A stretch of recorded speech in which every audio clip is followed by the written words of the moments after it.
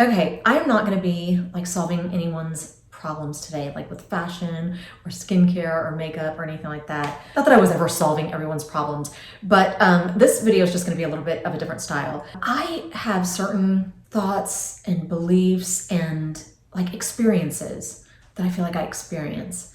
And I just want to know if I'm alone or if there are other people out there that kind of like feel like me or can relate to some of the things that I'm saying. So anyway, that's what this video is going to be about, and these videos are so much fun to me because of the comment section. So anyway, let's go ahead and jump in. Okay, so number one, I have a hard time believing that I'm 50. Like I don't feel like I'm 50. And it's not that I don't think I look 50. It's not that I don't wake up some mornings feeling 50, but like in my mind, I'm just not 50 years old. And it's kind of funny. Like I don't have an exact number that I am in my mind.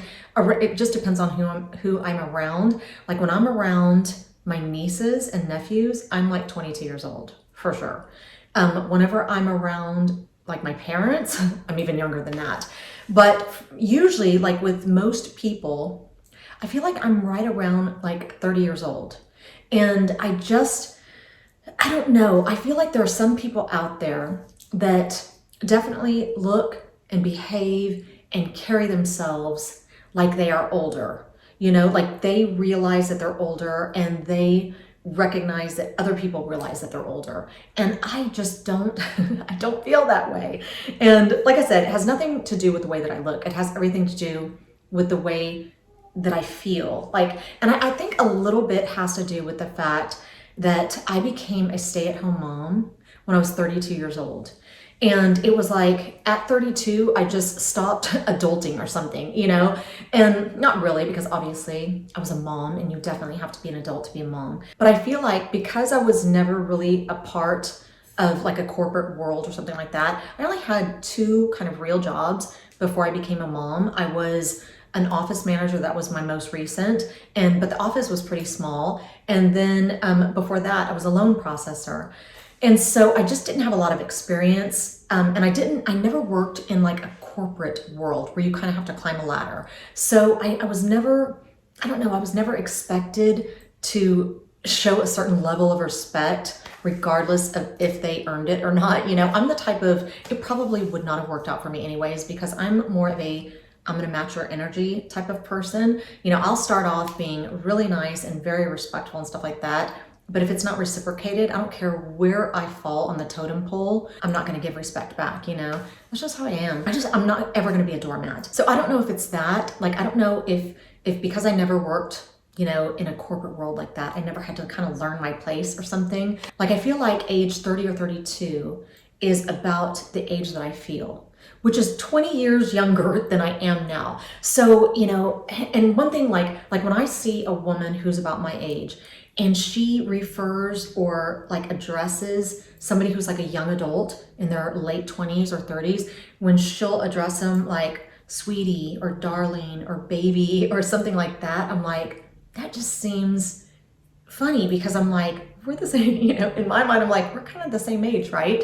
Like I'm not sitting there thinking that I can get away with calling them darling or baby. As a matter of fact, the other day, and this was so awkward, but the other day I was at Hobby Lobby and there was this cute little girl. She was the cashier and she was really cute, but I could tell that she did not know it. Like I could just sense her posture and stuff like that. Like she did not seem like somebody who was very confident.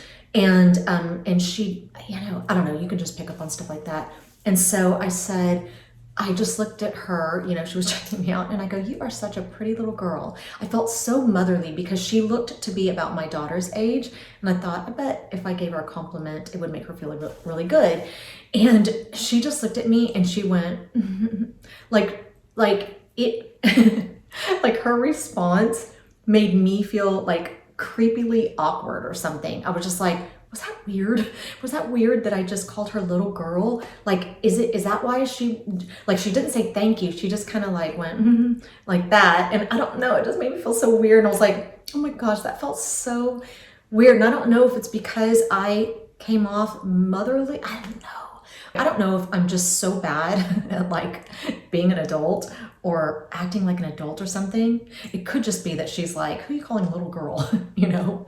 But I feel like when I was her age, because she looked like she was about 17 or 18 years old, if I was that age and a 50-year-old woman would have been like, you're such a pretty little girl, I would have been like, oh, thank you. You know, I would have been touched by it, and I would have felt like, oh my God, thank you so much, you know? So I don't know, it was awkward, and it made me feel like I need to stop trying to act like an adult, just be, I don't know what I'm supposed to be, right?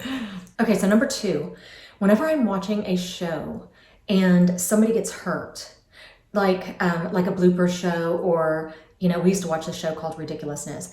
Whenever somebody gets hurt, I feel a sensation in the same area that they got hurt. So like if they bonk their head or hit their elbow or their knee or whatever, wherever they get hurt, I feel a sensation in my body at that same spot. Like, and it feels almost like it almost feels like electricity, like that kind of like radiates out from that spot. And the reason I'm bringing it up is because every time it happens to me, I'll ask everyone else around me, like, did you feel that? Do you feel it in the same spot? Or did you feel any sensation? And nobody seems to be able to relate to me until I was watching TikTok the other day, and I came across a video where a girl said that every time somebody gets hurt on TV, she feels a sensation, but it's only like in her whole leg, like in one leg. She always feels this electricity, kind of just what I described, sensation. And then when I went to the comments, some people were, nobody had the exact thing that I did, which was like, I feel it in the same exact area that they did. But like this one woman said that her daughter said that she always felt it like in her private area. And a lot of people were saying that they felt a sensation in their private area whenever other people get hurt. And I just thought that was so interesting. And I don't know, like, I'm so curious to know like what causes that. Why do some of us feel that and others of us don't?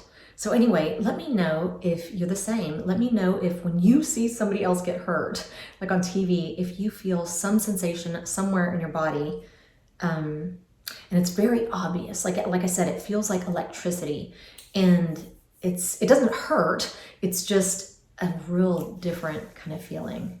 Okay, number 3, I am an overthinker. Not to be confused with overthinker, even though I'm definitely an overthinker also, probably to a fault, but I'm an overthinker, and I feel like sometimes it might be annoying because I annoy myself with it. But like anytime anybody performs any act of service for me, especially like, you know, even not so much like whenever I go to restaurants, even though I still do feel uncomfortable, but maybe because I was a waitress, I don't know. But like, I am never going to be the type, I have never been the type to get massages. I do not ever want a massage. People have bought me massages before, and I cannot, one of them, I just had to I gave it away. Actually, I felt so bad about it. The other one, I did go to it, but I was extremely uncomfortable the whole time. There's nothing relaxing, or I can't relax and I can't enjoy it like I should because I'm so uncomfortable with it. But any type of acts of service, getting my nails done, I'm never going to be the type of girl to get my nails done often. I don't like how it feels. To get my hair done, it's one of the reasons I taught myself how to do my own hair, because going to a hair salon is so uncomfortable for me. As a matter of fact, and this is so silly, getting Botox. I want Botox so bad right now. I need it so bad. It's been like a year since I've had it.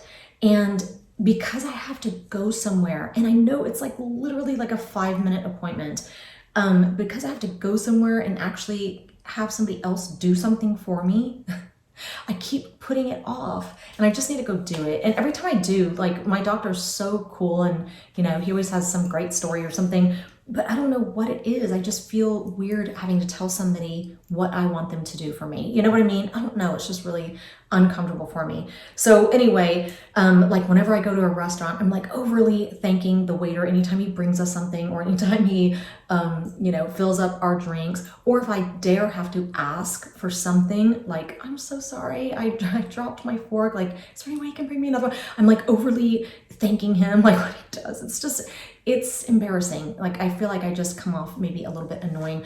Also, when, this is probably where I do it the most, if somebody ever lets me in traffic, they have to see me wave. Like, they have to know that I appreciated their kindness or whatever. If I don't think that they saw me, I will literally roll down my window and stick my hand out the window and wave at them, because I need to let them know that I'm thankful for them having let me in traffic, which is why probably the opposite is true. Like, my daughter calls me a wave Nazi, because if I let somebody in traffic and they don't wave back, if they don't wave at me, oh my gosh, I get so upset about it, because I'm like, are you serious? Like, I just watched 5 people pass you by and not let you into traffic, and I literally practically stopped my car and let you in traffic, and then you're not even gonna wave to me? I can't even imagine. I don't know. And I know somebody's gonna be like, oh, you never know what they're going through, da da da. And I do understand that. So sometimes I will give people the benefit of the doubt. And it's kind of funny, and I don't know if this is totally wrong, but like, whenever I go pick up my son at school, we're all trying to get out at the same time. We're all trying to get out of the parking lot. There's teachers, there's students, there's parents. And there is this one part where it's just kind of an unspoken rule, like, you go, then you go, you go, then you go. I don't expect like a wave when that happens. But if I'm coming out of the parking lot and people like pull through the parking lot where they're not supposed to, they're trying to cut anyway, I typically will just go ahead and let them in.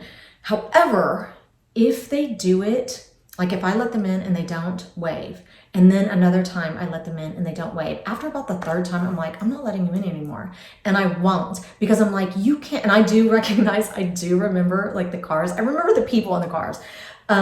Because if they don't wave and it's like the 2nd or 3rd time, I always give them 2 chances at least. After that, I just won't let them in. I'm like, no, you can't even be bothered to wave at me. And I don't know, does that make me mean?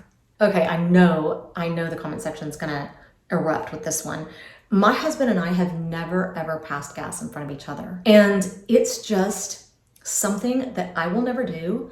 Thank God he is not like that with me. We have never ever passed gas in front of each other. As a matter of fact, I've never even done that in front of my kids. It's just, to me, it's gross. Like, I always think of, because some people will be like, what do you mean? It's just a bodily function, it's just a normal part of life. I'm like, no, I mean, yes, it is a bodily function, it's a normal part of life. However, in every other circumstance, if you're in a grocery store, if you're in a library, if you're at a restaurant, if you're, wherever you are, somehow you can manage to not let it out. But why would you choose? Like, to me, the person that I want to find me the absolute most attractive in the whole wide world is my husband. Like, he's the only person's opinion. I mean, I do care about my family's opinion and stuff like that of me. But as far as like attractiveness and, that kind of, he's the only person I care about. So why would I do something that is really unattractive? Like, there's nothing attractive. Would you ever do it on a 1st or 2nd date? And if you wouldn't, why would you just do it after you're married? But I feel like that with a lot of things, when it comes to just my marriage and wanting my husband, to see me as attractive. And also just for me, just because I don't know, I wouldn't feel good about that. I would never feel good about just going and passing gas like near my husband or something like that. I don't know. I just feel like it's not ladylike. It's not feminine. And, like I said, I wouldn't do it on a 1st date. I wouldn't do it if I was trying to attract somebody. So why would I do it, when I'm comfortable with somebody? Anyway, that might just be a little bit of a hang up for me, because some people are like, that's silly. Once you get married, you should be able to do those things in front of each other. But for me, it's not attractive. And it wouldn't be attractive. It wouldn't be attractive to me if he did it. Like, if he was just passing gas, like so casually, or just sitting down and using the bathroom while I was in the bathroom or something, it would kind of gross me out. Like, he wouldn't be as attractive to me. And I know that sounds weird, but that's just how I am. Number 4, I am terrified of getting in the ocean. And it's kind of funny, because being at the beach is 100% my absolute most favorite place to be, like, ever. Like, if I ever had to think of a dream vacation, it has to include a beach. It has to include palm trees, waves crashing, the hot sun, sand, all that stuff. It is my favorite place to be. However, I will not get in the water past my knees. And, there was a time where I would, like, with my kids and my husband, and then finally my husband was like, go, like, go back to shore, because the whole time everyone can just feel my discomfort, and I'm doing it. I was doing it to be with my kids, just in case anything would happen. But my husband would kind of be like, you make it so unenjoyable, because all I can do is like look down at the water and scan the water, and probably my fear is just emanating from me. And it's kind of weird, because whenever I think it was the movie Jaws, what did it to me, because whenever I was younger, I lived at the beach. Me and my friends would swim out, and we'd try to swim to the next sandbar and the next sandbar. And there were times we couldn't even touch. I would go out with surfers, and they would try to teach me how to surf, and I couldn't touch. I was not afraid of the ocean at all whenever I was younger. But after Jaws, it's like, that's all I could think about. All I could think about was, I'm just sitting here like a sitting duck, waiting to be, disfigured by a shark. And especially now, like, I know you've probably heard of all the shark attacks in Florida, and like all these sharks are swarming real close, to the shore, and right up onto the shore and stuff, and in knee-deep water, waist-deep water. And it's terrifying to me. Like, I don't know if you read the stories about like the 2 little teenagers that were attacked in Florida. And they were with a group of like 6 kids, and they were all out in the ocean, and they were in waist deep water. So it wasn't even really that deep. And a shark attacked 2 of them. And one of them, I want to say she lost her hand and then maybe her leg. I know she got bit in 2 different places, and I don't remember what happened to the other one. But can you just imagine, like, what would you even do in a situation like that? Like, those are the type of thoughts that like keep me up at night. Especially like I always think about my children. Like, what would I do to save them? Because they say that whenever a shark starts circling you or somebody, then they're about to attack. And I thought, oh my God, what if I ever saw a shark, like circling one of my children? I mean, immediately, obviously, I would start moving in the direction of my child. But then what do you do? Like, you would want to, I would do anything. I would jump in the way. I'd punch. I'd probably jump on a shark. As afraid of sharks as I am, I would do anything to keep it from attacking one of my children. And it's those types of thoughts that just keep me up at night. That's another thing. But, sometimes at night, I have, like, when I'm trying to go to sleep, all of a sudden the most negative, the most scary thoughts, and it always seems to involve like me and my children and some sort of wild creature, like a shark or a bear or a tiger or a lion or something like that. And I'm like, what would I do to protect my children? And I don't know, it just freaks me out. Like, right now, my sister is going to Colorado with her family, and the first thing I'm like, Jasmine, please take bear spray. I don't know that. Anyway, those types of thoughts just haunt me at night. And when that happens, I will have to get my phone and I'll have to look up scriptures. I'll have to read scriptures, or I have several scriptures like just memorized that I'll just try to repeat and meditate on, or I'll look up positive quotes or something positive. Sometimes I'll just watch something funny just to try to get my mind off of those thoughts, because I will play them out, until I'm have so much fear like running through me, and it's horrible. And surely I'm not alone there. I know that I can't be. But anyway, that was all to say that I am deathly afraid of the water. So I will only get in knee deep. And even then I'm a little bit afraid, but at least I'm like, I could just jump, if I saw a shark coming to try to attack me, I would just jump over it or something. Number 6, I hate to be tickled. Like, I literally become like unhinged, like as if I'm being tortured or something. It makes me go like literally like a little crazy. And my husband, he found out early on, in our relationship and stuff. And occasionally he'll still try to tickle me. He thinks it's kind of funny. Like, I get so freaked out, but he'll stop before, of course, I get too freaked out. But even if he pretends to tickle me, which he has done before, like just holds my arm up and just pretends like he's gonna tickle me, I go nuts. Like I literally go crazy. And it's kind of funny because my son loves to be tickled. My son's 15, but he has autism. And so he's, still very kid-like in some ways. And so he loves to be tickled, but it's so funny because, and I don't tickle him. He's taller than me and bigger than me, but my husband will. And he loves it, but he fights him the whole time. Like he'll come up to my husband and be like, tickle me, tickle me. And then my husband will go to tickle him. And then he just constantly just like fights my husband. I'm like, this is odd. This doesn't look right. But he loves it. And he's just giggling and laughing the whole time. And then he asks for it again, later. But it's kind of funny. He'll ask my dad to tickle him, and he'll ask my mother-in-law to tickle him, and they all do. Even my mother-in-law, she's littler than me, but he likes her nails, and it's the same thing. He just fights them off the whole time. It's just so funny. But not me. Like whenever somebody tickles me, I feel like literally I'm being tortured. Like something is happening to me against my will, and I feel like I'm gonna lose it, It's almost like a claustrophobic feeling or something like that. Number 7. I do not know how to just like graciously accept a compliment. Like I am so awkward when somebody compliments me. Like if somebody's like, oh, that's a cute top. I can't just be like, oh, thanks, I appreciate that.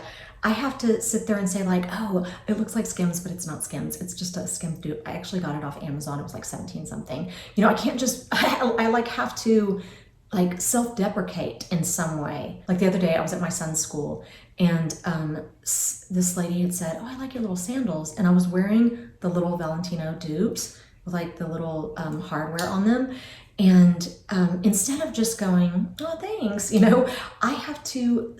I literally was like, oh, they're not real Valentinos. They look exactly like the real ones, but I got them for like $20 off Amazon. Like, why did I just make it so awkward? She wasn't even asking like where I got it or how much I paid. She was just like complimenting my sandals. And so just like, why do I have to be so awkward sometimes? Like the other day also, somebody that I haven't seen in a very long time, they were telling me through like text and stuff like, oh, you look so good. I see your videos and, pictures and social media and blah, blah, blah. And instead of just being like, oh, thank you so much, I have to be like, no, it's lighting and angles. And if you saw me in person, you would definitely think that I looked every bit of my age. Like I can't just like say, thank you. That was a really sweet thing to say. Or sometimes like somebody will compliment me on Instagram the other day, and they were saying, oh, you look so young for your age. What do you do?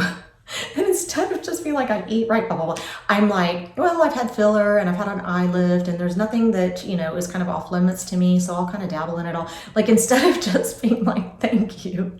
I just never know what to say sometimes, especially to that comment, because I have done things, I have had filler done and I have had an eyelid lift. And so anyway, I don't want to misrepresent myself and just act like, oh, I've taken really good care of myself or anything like that, because I've definitely needed some help. So anyway, I'm not good at receiving compliments. And I've been told that actually. Okay, number 8, and this is kind of cool. I just wanted to share it with you because I have 2 sisters and 2 stepsisters. And so my parents were divorced whenever I was like 14, and my dad remarried, and his wife, my stepmom, she had 2 children. And when I met them, I want to say they were 4 and 6. And I was like already 18 or something. Anyway, so there's a big, age gap or whatever. But I think it is so cool because I'm one of 5 girls between my dad and my stepmom. And out of all of us, none of us have ever been divorced. And I was like I think it was like my older sister was first, then my younger sister, then one of my other sisters, and then me. And I got married in 2004. So we're about to have our 20-year anniversary. And so all of us have been married for quite a long time, quite a while. And none of us have been divorced. And I just think that's so cool because, divorce rates are high. And so, I don't know, I feel like that's just kind of neat about us. I'm proud of us. I don't remember what number I'm on, but another thing that I always have to do is say bless you. Like if somebody sneezes, I will always say bless you. Now, if they're with a group, I might wait like a millisecond to see if somebody else says it first. And if somebody else says it before I do, then I'm not just gonna follow it up and be like, bless you too, you know? I remember one time somebody said something about like, whenever you sneeze, your heart stops. And so that's why we say bless you. And I thought, okay, well, I'm definitely gonna always say bless you to somebody because of that. And so I always say bless you. And it's so odd to me when I'm around people who don't say bless you. Or I remember one time, oh my gosh, I got my feelings so hurt. And this is so silly. It might be, I don't know. But whenever, I can't even remember how long ago it was. I was taking a class to become, it was like an accelerated class. Like if you already had a degree, you could take this accelerated class to become a teacher. And it was like over 10 years ago. It was like, I don't know, 10 or 15 years ago that I took this class. And I was in this class and it was maybe the third day of class. And this little girl sneezed. And she sneezed twice, and there was probably about 3 or 4 people, including myself, that said, bless you, you know, kind of simultaneously. And then she sneezed again and everybody said, bless you. I would say it was maybe 10 minutes later, and I'm a double sneezer. I never just sneezed once. I sneezed twice in a row and not a single person said, bless you to me. And I remember it hurt my feelings so bad that I came home and told my husband about it. And he was like, Jennifer, there's a million reasons why they might not have, you know, said bless you. And he was trying to differentiate between the reasons that women might and the reasons that men might not, or say, I don't know. He was trying to think of anything, like maybe the teacher was talking. And I was just like, no, it was the same exact scenario. It was literally 10 minutes later. And all the people, including myself, that said bless you to her, like, why didn't she even say bless you to me? I mean, I said it to her when she sneezed, and I was just like, I just remember my feelings were so hurt. And I was like, how can somebody sneeze around you and you not say bless you? Anyway, my daughter is like the best bless youer or bless you sayer in the world. Like, you could be 3 rooms over, and if she dare hears like you barely sneeze, she's like, bless you, you know. It's so, I raised her that way because I feel like it's so important. It seems so kind and polite, you know, to say bless you. Anyway, that's just something that's kind of like, I don't know, just a little hang up I have. I'm like, you don't want to bless me? My heart just stopped. Okay, so this is the last one. I think this might be number 10, and this is very cool because it's something that I asked my daughter. I was like, Aubrey, what is something about me that makes me unique? Like something that I do, like whenever I told you that whenever somebody gets hurt, I feel it, or, you know, something like that. Like, what is something that I do that you don't hear other people do all that often, or, you know, say or think or feel or something like that? And just like immediately, she didn't even think about it. And she was like, just how you feel so grateful for the life that you live. Oh, that just made me emotional. And she goes, I've never heard somebody say as often as you do, like how grateful you are for the life that you live, and like the relationship that I have with my husband, the relationship that I have with my children, the fact that I get to be a stay-at-home mom and play this role of mom to the best of my ability because of my husband, you know, because my husband has given me the opportunity to stay home. And I say it a lot, apparently. And I know I do. You know, I've said it so many times, and I'm always kind of joking a little bit because I don't believe in a past life, but I always say, like, what did I do in a past life to be so blessed in this one? Like, I must have done something really, really good to have been given this life that I have, you know, now. And I'm just so grateful. There's nothing, like, of course everybody has like, oh, I wish there, you know, sometimes I'm like, oh, I wish I just had a ton of disposable money, you know, or stuff like that. But I spend a lot less than we have. Like, and I am a bargain shopper to a fault. And it drives a lot of people crazy. It drives my daughter crazy for sure. I'm not a bargain shopper with her. Like, she has nice things and she shops at more expensive places. My husband's not even much of a bargain shopper.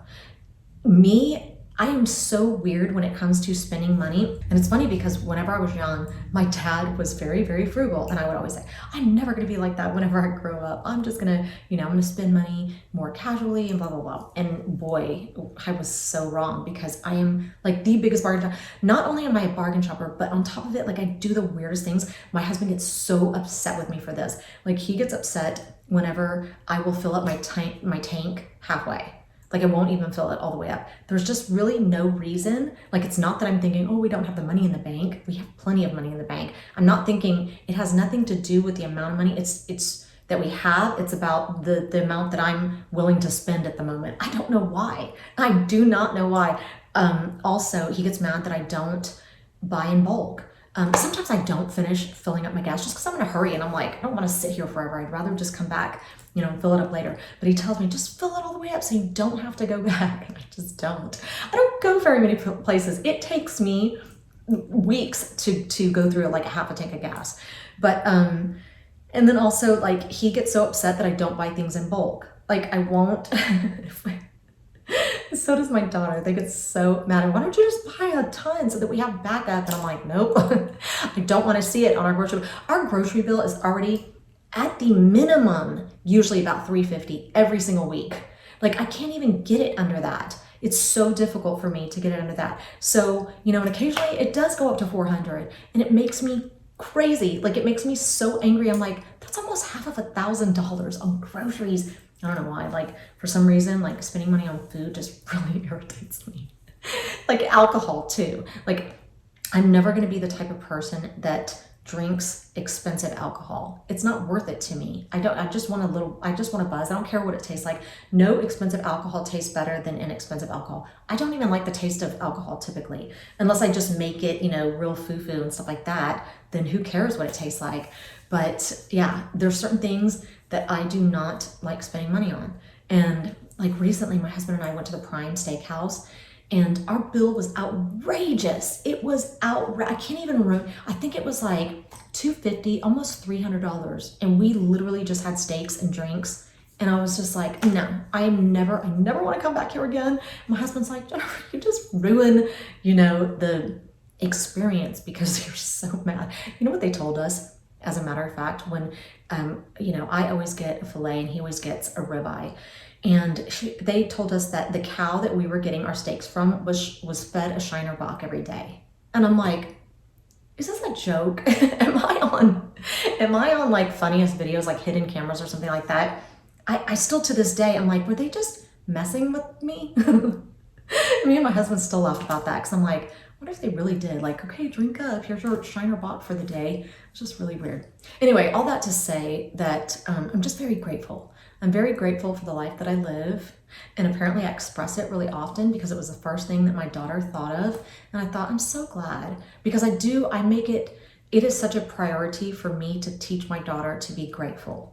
Out of everything, I feel like literally gratitude is the road to happiness. At the end of the day, all of us want happiness. Like that is the goal of all goals for all of us. And everybody tries different avenues to get there.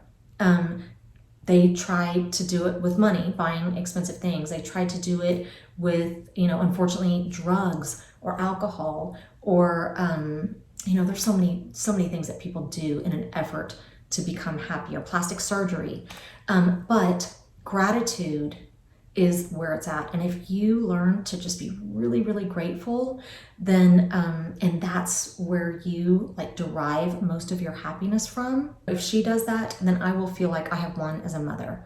If she learns to find happiness in the things that she's grateful for and the things that she has rather than the things that she doesn't have. And, we're all human. So we're all going to have things that we're like, no, I just want this to change. And if it does, I know I will be happier. And sometimes it does make you a little bit happier. Like whenever I got my eyelid surgery, it made me happier. Whenever I got filler here to camouflage the under eye puffiness, it definitely made me happier. And I'm very grateful for it. And I tell, even my daughter that, like, I'm so grateful that there is such thing as under eye filler because there was a time where you would just have to accept, all of the changes and some, we don't have to anymore. So I am definitely grateful for that too. But, so anyway, that's it. I think that's it. So that is all I have for you today. I feel like this is going to be such a long video anytime I get conversational, because I have these bullet points and then I go in like so many different directions. But anyway, I cannot wait to read the comment section. I can't wait to see what you guys have to say about some of these bullet points. Please tell me I'm not alone on some of them. I know that I'm not. There's no way. But anyway, and if I am, then that's weird. But anyway, thank you so much for being here. I always appreciate your time. I hope that you are having a fantastic weekend, and hopefully I will see you back here next week.